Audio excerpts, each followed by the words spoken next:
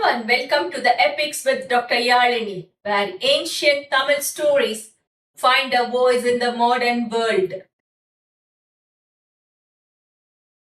Episode 16 of Ponniyin Selvan with chapters 46, 47 and 48.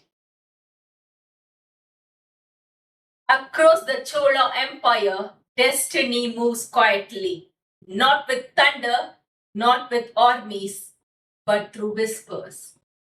A conversation overheard, a warning left unfinished, a single decision that may change history forever. Gentle wind over water. Meanwhile, in the mysterious lands of Lanka, Arulmozhivarman continues his journey through forests, ruins, and ancient monasteries. But danger now follows him like a shadow. Not openly, not visibly, but constantly.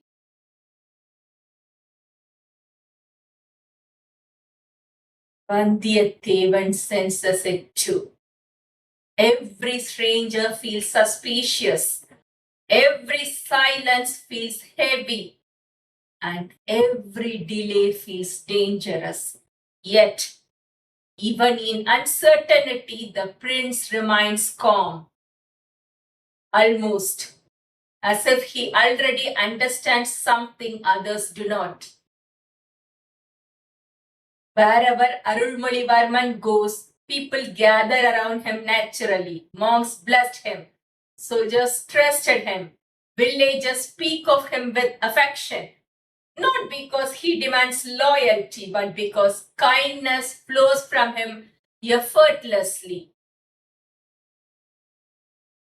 Some rulers gain obedience through fear, but only a few earn love.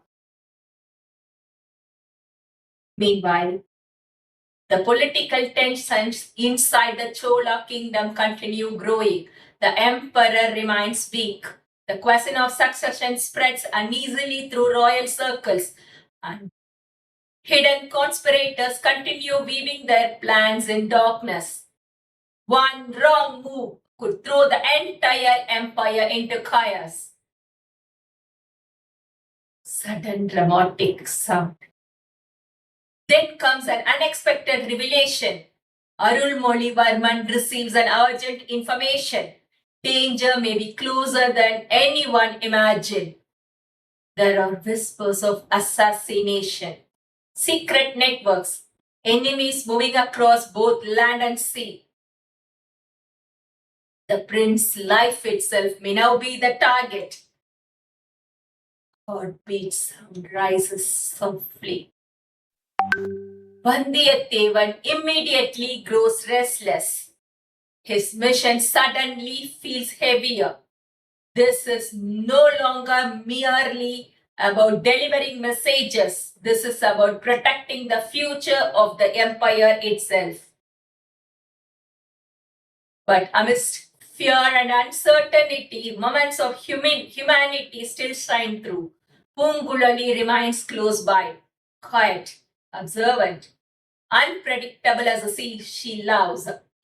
Though she hides her emotion carefully, her concern for Arulmozhivarman becomes impossible to miss. And perhaps for the first time, even the fearless boatwoman feels the weight of the destiny. Gentle rowing across water. As they continue traveling through rivers and hidden waterways, nature itself seems to reflect the uncertainty surrounding them.